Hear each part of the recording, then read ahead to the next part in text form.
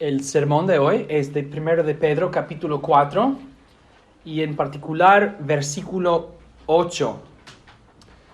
En la epístola de Pedro, él nos ha estado enseñando cómo vivir entre los gentiles. El enfoque ha sido nuestra conducta con relación con los de afuera. Y ahora hay una transición a tres mandatos breves que tratan no de los de afuera o nuestra conducta con relación a los de afuera, sino nuestra conducta con relación a nosotros mismos, entre nosotros. Y en el texto hay tres mandamientos en versículos 8 al 11. Noten que dice, y ante todo, tened entre vosotros ferviente amor, porque el amor cubrirá multitud de pecados.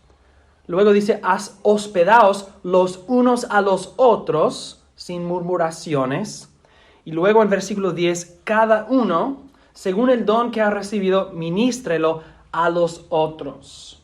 Tres mandatos breves, no con relación a los de afuera, sino entre nosotros. Y el sermón de hoy se enfoca en versículo 8, y ante todo, tened entre vosotros ferviente amor, porque el amor cubrirá multitud de pecados. Y el bosquejo del sermón tiene cuatro puntos, y vamos a empezar con número 1, sin la cual no es. No sé si has leído en un libro o en un artículo una frase en latín que dice sine qua non, sine qua non. A veces dicen, esto es un sine qua non. Y decimos, ¿qué significa esto? Significa sin la cual no es, algo necesario, algo sin la cual no es. Por ejemplo, un taco sin carne no es un taco. La carne es necesario, sin la cual no es un taco, es una tortilla nomás. Entonces hay ciertas cosas que si quitas esta cosa ya no es la misma cosa, sin la cual no es. Y en versículo 8, el versículo en el cual vamos a enfocarnos, Pedro dice, y ante todo, principalmente, como de primera importancia, les mando que se amen entre los unos a los otros, que haya amor fraternal entre vosotros. Pedro quiere que nosotros entendamos que el amor es una necesidad, el amor es necesario entre los cristianos en la iglesia, sin el cual los cristianos no son cristianos. El amor es tan importante. Sin la cual no es, o sin el cual no es. Ante todo. Y quiero brevemente que repasemos otras partes del Nuevo Testamento en que la misma enseñanza se repite para ver cuán importante es amarnos los unos a los otros, que los otros apóstoles enfatizan la misma enseñanza. Todo empieza con el Señor Jesucristo mismo, que dijo durante su ministerio en la tierra, en Juan 13, en esto conocerán todos que sois mis discípulos, si tuviereis amor los unos con los otros. Jesús dice, si hay amor entre ustedes, todos van a saber que son mis discípulos. Si no hay amor entre nosotros, no van a saber que somos los discípulos de Jesucristo. Los discípulos de Jesús son marcados, distinguidos por el amor que tienen los unos para con los otros. Es una necesidad, es necesario que haya amor entre nosotros. Y Pedro, la verdad es que en capítulo 4, versículo 8, esto es la tercera vez que él, en la misma epístola, nos ha mandado a amarnos los unos a los otros.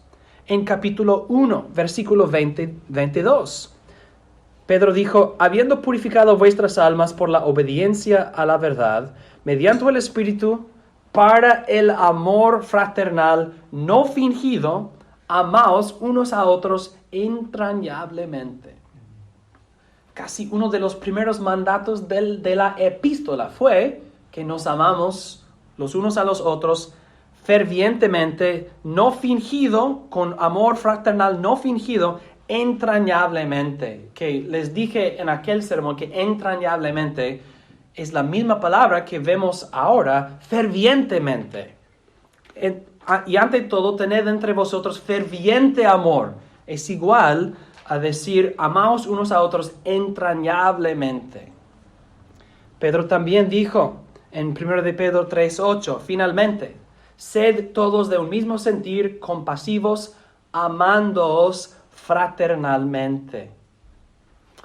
El Señor enfatiza esto, el apóstol Pedro enfatiza esto, el apóstol Pablo también, Efesios 4:31, dice, quítense de vosotros toda amargura, enojo, ira, gritería y maledicencia y toda malicia.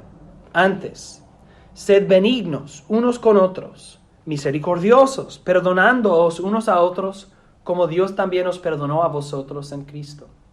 Sed pues imitadores de Dios como hijos amados, y andad en amor, como también Cristo nos amó y se entregó a sí mismo por nosotros. Y finalmente el apóstol Juan, en capítulo 3 de su epístola, dice, nosotros sabemos que hemos pasado de muerte a vida en que amamos a los hermanos. El que no ama a su hermano permanece en muerte. Todo aquel que aborrece a su hermano es homicida, y sabéis que ningún homicida tiene vida eterna permanente en él. En esto hemos conocido el amor en que Él puso su vida por nosotros. También nosotros debemos poner nuestras vidas por los hermanos. Juan habla en palabras fuertes. Si no amamos a nuestros hermanos, aborrecemos a nuestros hermanos y somos homicidas y los hijos de Satanás. El primer homicida. Y noten que Juan dice que por amarse los unos a los otros, sabemos que hemos pasado de muerte a vida. Sabemos que hemos nacido de nuevo. Es necesario. Si no hay amor entre nosotros, hay un problema. Estamos muertos en el pecado. ¿Es posible jugar béisbol sin un béisbol? No, sin el cual no es béisbol. Así como no hay tacos sin carne y no hay béisbol sin béisboles, tampoco hay cristianismo sin el amor. Tampoco hay vida espiritual sin el amor. Juan dice que el amor es absolutamente necesario porque indica que hemos nacido de nuevo y que el amor de Dios está permaneciendo en nosotros e influenciándonos para que nosotros entonces nos amemos los unos a los otros. El apóstol Juan, el apóstol Pablo, el apóstol Pedro, todos son apóstoles ¿de quién? Del Señor Jesucristo.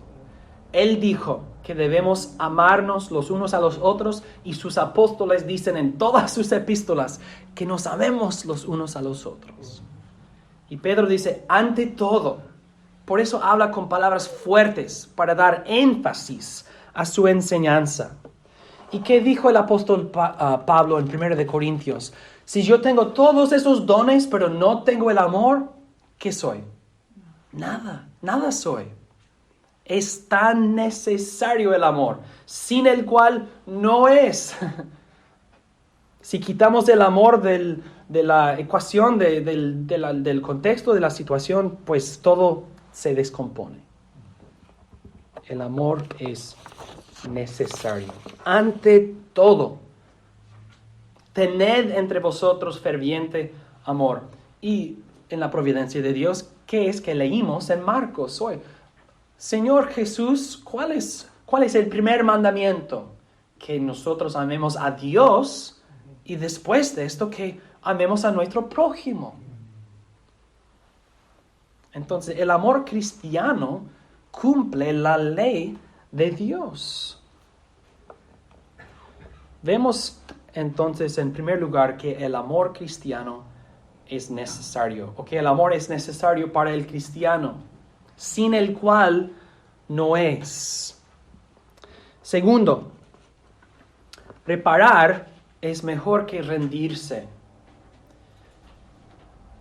En la Segunda Guerra Mundial había una frase que los ingleses usaron, que es mend and make do. Ellos pusieron como propaganda en el país para animar a los ingleses a soportar la guerra y perseverar. Y una de sus frases fue mend and make do. Mend es reparar y make do es como es necesario que aceptemos nuestras circunstancias y encontramos soluciones con lo que tenemos. No vamos a recibir cosas nuevas.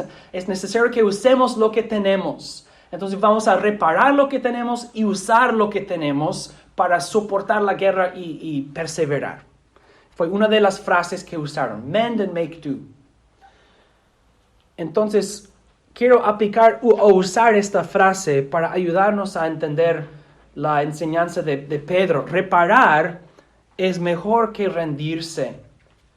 Pedro dice, y ante todo, tened entre vosotros ferviente amor. Tened ferviente amor. Un amor intenso. Un amor intencionado. Amor ferviente, como dijo en el primer capítulo, entrañablemente. Algo que yo persisto, yo persevero, yo sigo amándote del corazón. Un amor no fingido. Perdón. Persistentemente. Y uso esta frase, reparar es mejor que rendirse, porque en nuestra cultura, cuando hay un defecto en algo, ¿qué hacemos? Pues lo botamos. Lo enviamos lo devolvemos a la compañía. Entonces no queremos nada con defectos. Si no es perfecto, lo rechazo. Si hay algo que no funciona, que no sirve, pues vamos a tirarlo.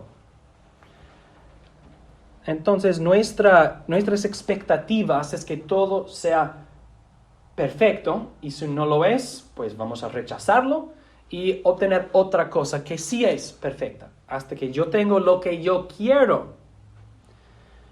Y a veces no hay problema con esto, pero en nuestras relaciones, tristemente, somos así también. Hay un conflicto entre mi marido mi esposa y yo, mi marido y yo. ¿Qué hacen las personas en 2023? ¿Qué hacen? Se divorcian. ¿Por qué no? Hay un defecto, hay un problema. Vamos a separarnos entonces. No vamos a reparar, vamos a simplemente rendirnos. Vamos a rechazarnos los unos a los otros o el uno al otro porque hay un defecto, hay una dificultad. No es fácil, tú me has ofendido, tú has pecado contra mí. Hay un conflicto. Y nuestra cultura está, pues, es más difícil encontrar un matrimonio fuerte que un matrimonio que está casi al punto de disolverse. Y hemos visto tantos matrimonios que sí se han disuelto.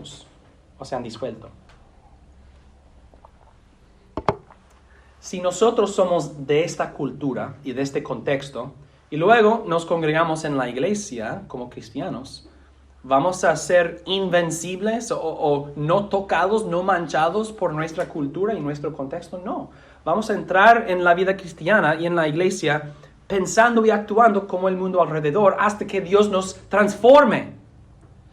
Y esto es una parte de la transformación de Dios que dice, no sean como los de afuera que se separan por cualquier razón y rechazan y tiran a las cosas defectuosas. No, al contrario, vamos a reparar en lugar de rendirnos. Vamos a reparar nuestras relaciones en lugar de rendirnos.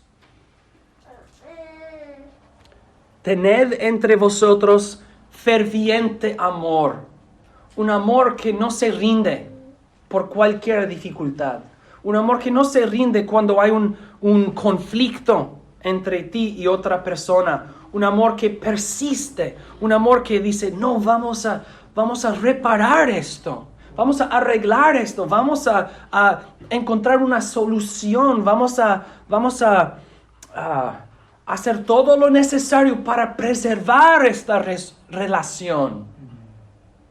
Tened entre vosotros ferviente amor.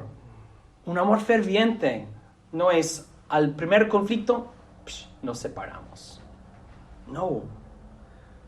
Tened es algo presente y persistente. Tened entre vosotros ferviente amor. Vamos a mend and make do. Vamos a reparar y vamos a vivir con lo que tenemos y encontrar soluciones para usar lo que tenemos. Ante todo, debemos amarnos los unos a los otros. Y este amor debe ser un amor no fingido, sino ferviente. ¿Hay alguien en la iglesia entonces a quien tú ignoras o evitas? Porque había un conflicto entre ti y ella, o entre ti y él, hace no sé cuánto tiempo, o algo así. Esto sucede. Esto sucede mucho. Y hay gente que pues ellos almuerzan en esta mesa y nosotros en esta mesa. Y no vamos a unirnos, no vamos a encontrarnos en cualquier momento. No debe ser así. Reparar es mejor que rendirse. Debemos reparar nuestras relaciones, edificar. Tened entre vosotros ferviente amor. No es fácil, pero es necesario. Si digo, pues, no quiero hacer esto. ¿Qué fue punto número 1? Sin la cual no es. Si nosotros decimos el mandato de amor o el mandato de amarse los unos a los otros, no es para mí.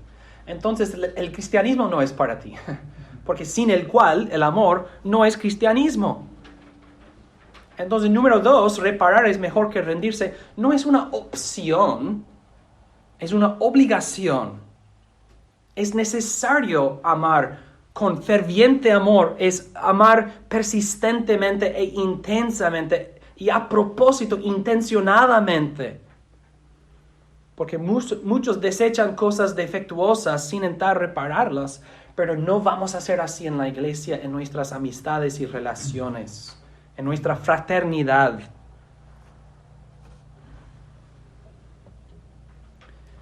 Pero ¿cómo podemos hacer esto? Cuando hay conflictos, cuando hay pecados entre nosotros. Pues, número 3. Pedro dice, y ante todo, tened entre vosotros ferviente amor, porque el amor cubrirá multitud de pecados. El amor cubrirá multitud de pecados. Cuando Pedro dice el amor cubre una multitud de pecados, está citando un versículo de Proverbios, capítulo 10, versículo 12. Proverbios 10, 12. Y entonces, punto número 3 es que donde no hay un victor o un vencedor, eso es lo que significa el nombre, donde no hay un victor, no hay una víctima. Proverbios 10, 12, dice, el odio despierta rencillas, pero el amor cubrirá todas las faltas. El odio despierta rencillas, pero el amor cubrirá todas las faltas. Y Pedro cita la segunda mitad de este versículo. Quiero que nosotros estudiamos todo el versículo. Pedro cita la segunda mitad. Vamos a estudiar todo el versículo. El odio despierta rencillas, pero el amor cubrirá todas las faltas. Y a mí me gusta mucho la traducción griega que dice, el odio despierta la victoria, pero el amor cubrirá a todos los que no aman a la victoria. Y el argumento, el pensamiento es esto, que una persona que odia es una persona que se ama a sí mismo.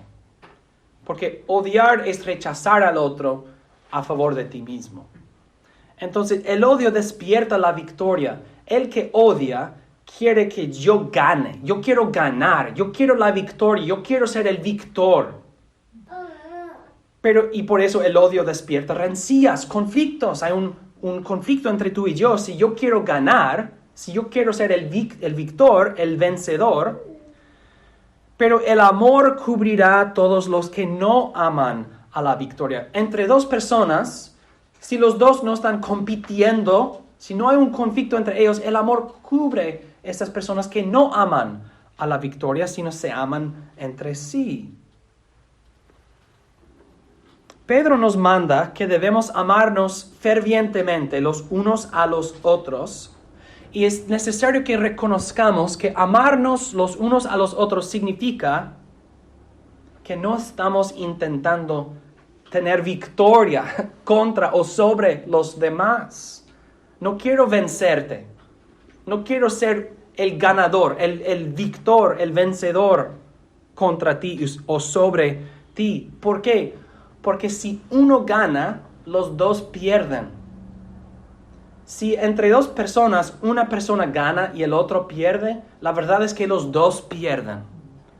La relación no debe ser una relación entre un victor y un vencedor y un vencido, un victor y una víctima. Entonces, si no hay un victor, si no hay uno que ama la victoria, es decir, que odia, no habrá una víctima, no habrá un vencido. En la iglesia, dice Pedro, debe ser así. Tened entre vosotros ferviente amor, porque el amor cubrirá multitud de pecados. El odio despierta rencillas, pero el amor cubrirá todas las faltas.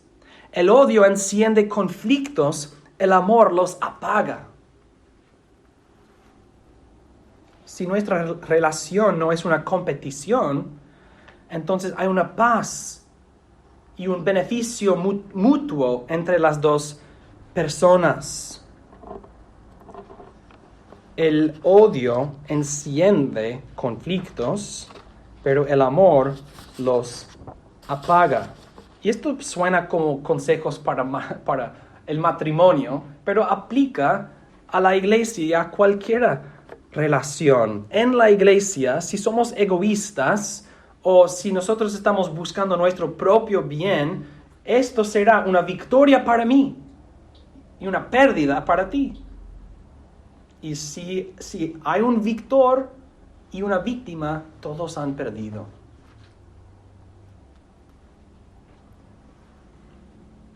En el momento en que nuestra relación sea uno de tú contra mí o yo contra ti, ya hemos perdido. Pablo dice en 1 Corintios, capítulo 6, versículo 7, así que por cierto, es ya una falta en vosotros que tengáis pleitos entre vosotros mismos. Es ya una falta. El mero hecho que hay pleitos entre vosotros o entre ustedes, ya es una falta. Ya han perdido. Ya han perdido. Cuando hay un conflicto de tú contra yo, tú contra mí, yo contra ti, ya han perdido. Porque en este pleito habrá un victor y una víctima, o un vencedor y un vencido. Ya han perdido, dice Pablo. ¿Por qué no sufrís más bien el agravio? ¿Por qué no sufrís más bien el ser defraudados? Pablo no quiere que esto es el resultado, pero Pablo dice, es mejor que la ruptura que será causada por un pleito en el cual uno vence y el otro es vencido.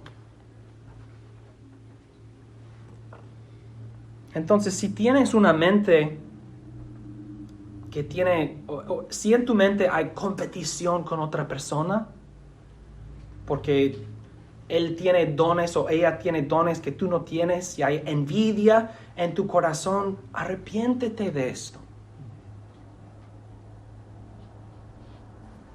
¿Guardas resentimiento en tu corazón contra un hermano o una hermana? No pienses así, pues ella recibe el reconocimiento que yo quiero, o él recibe el reconocimiento que yo quiero. Ya han perdido, ya es una falta, ya han perdido.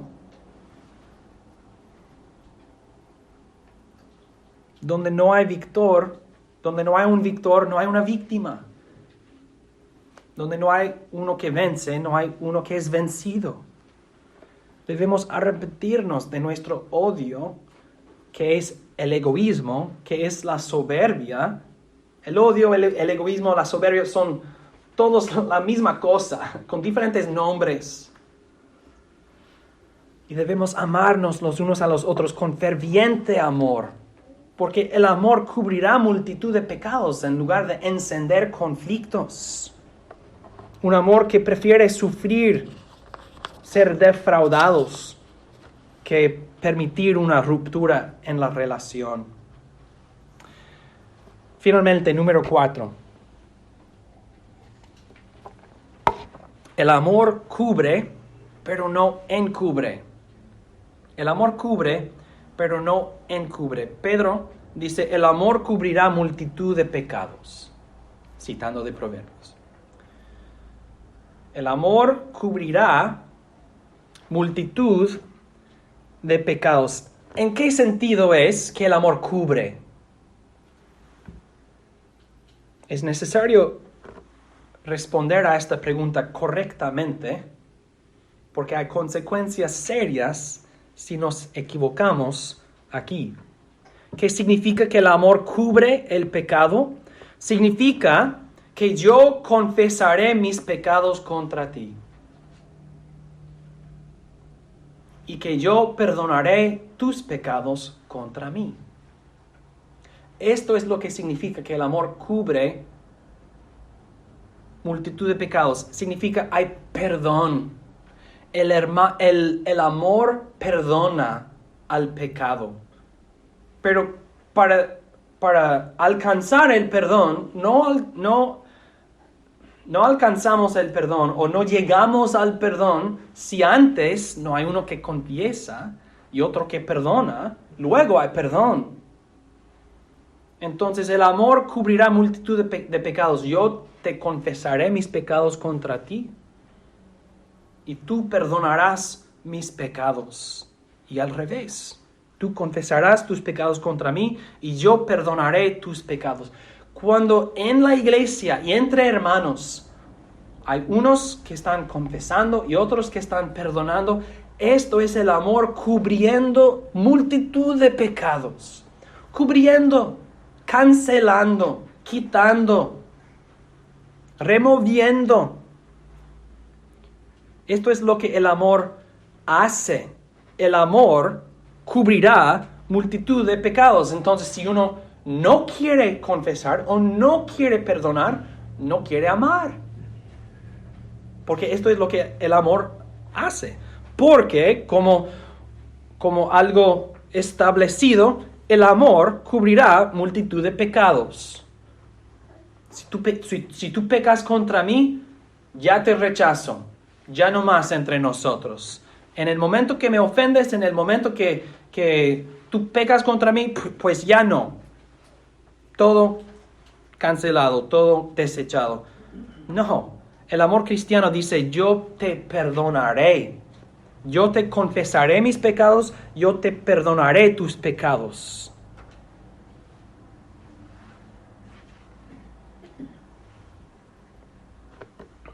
Cuando nosotros hacemos esto, estamos limpiando nuestra relación.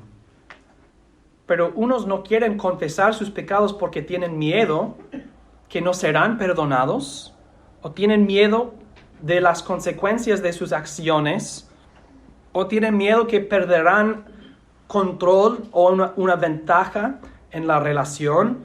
Pero estas no son excusas válidas. El amor cubre multitud de pecados. El amor confiesa el pecado y el amor perdona el pecado.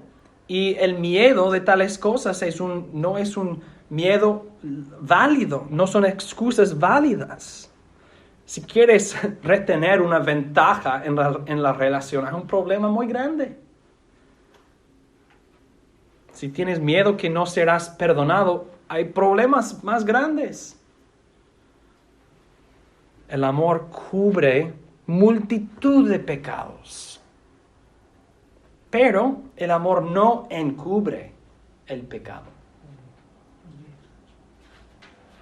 El amor no encubre el pecado. Porque noten que hemos dicho que cubrir el pecado significa confesarlo y perdonarlo. El pecado está en la luz, pero ya perdonado y quitado. Entonces nadie debe pensar que amar al otro es esconder su pecado. Esconder su pecado. No aceptes en cualquier momento el argumento de uno que dice, si tú me amas, no le dirás a nadie. No se lo dirás a nadie. Esto es el abuso con letra A grande. Abuso. No le digas a nadie, si tú me amas, no le dirás a nadie lo que yo he hecho. Esto es una perversión del amor verdadero. El amor no encubre el pecado de otros. El amor cubre por el perdón, por confesar y perdonar multitud de pecados. Pero el amor no encubre el pecado. No le digas a nadie.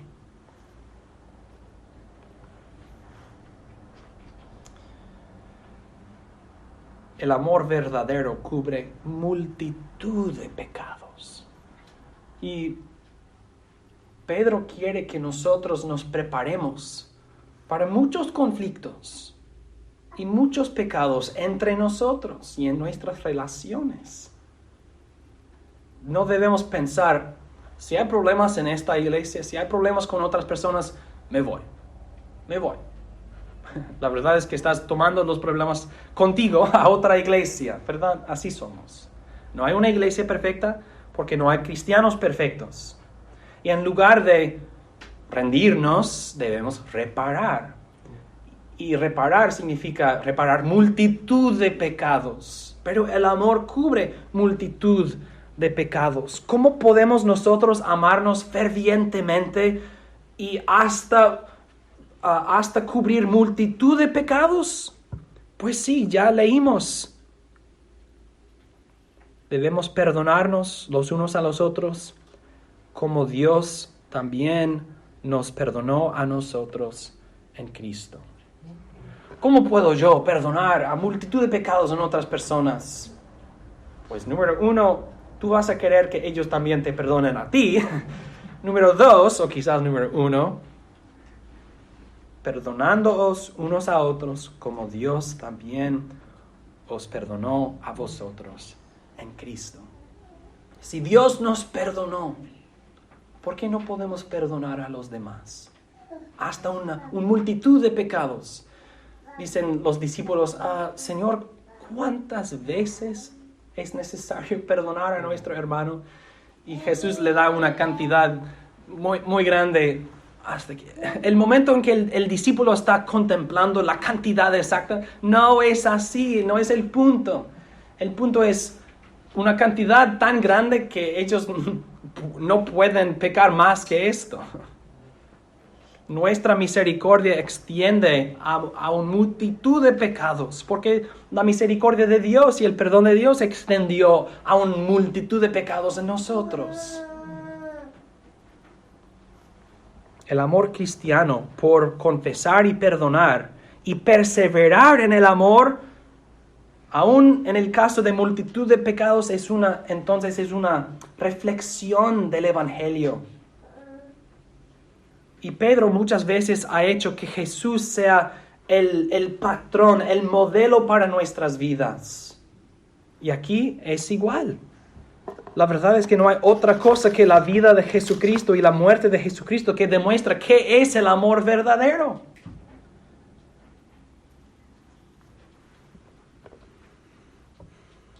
No hay amor mayor que esto, que un hombre pone su vida por sus amigos.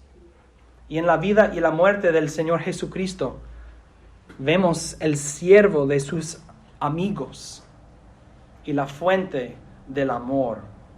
Y en su gracia y en su poder encontramos todo lo que necesitamos para amarnos los unos a los otros, con un amor necesario sin el cual no es el cristianismo y no somos cristianos, con un amor que prefiere reparar que rendirse, con un amor que no tiene competición, donde no hay un victor, no hay una víctima, con un amor que cubre multitud de pecados sin encubrir a los pecados de otros.